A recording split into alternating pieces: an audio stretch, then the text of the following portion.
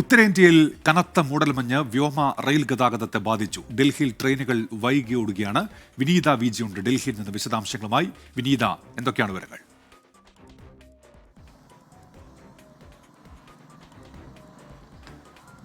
ഉന്മേഷ്, ഉത്തരേന്ത്യൻ സംസ്ഥാനങ്ങളിൽ ശീതതരംഗം ശക്തമായി തന്നെ തുടരുകയാണ്. ഡൽഹിയിൽ ഏറ്റവും കുറഞ്ഞ താപനില 7 ഡിഗ്രി സെൽഷ്യസ് ആണ്. ഡൽഹിയിൽ വിമാന സർവീസുകൾ അടക്കം ഈ മൂടൽമഞ്ഞ ബാധിച്ചിട്ടുണ്ടെന്നാണ് അറിയാൻ കഴിഞ്ഞിരിക്കുന്നത്. ഒപ്പം തന്നെ റെയിൽ ഗതാഗതത്തെയും ബാധിച്ചിട്ടുണ്ട്. നിരവധി ട്രെയിനുകളാണ് വൈകിയോടുന്നത്. ചില ട്രെയിനുകൾ ക്യാൻസൽ ചെയ്തതായും ഇപ്പോൾ റദ്ദാക്കിയതായും അറിയാൻ കഴിയുന്നുണ്ട്. ഒപ്പം തന്നെ ഡൽഹിയിൽ ഇന്ന് ഓറഞ്ച് അലേർട്ടാണ് പ്രഖ്യാപിച്ചിരിക്കുന്നത്.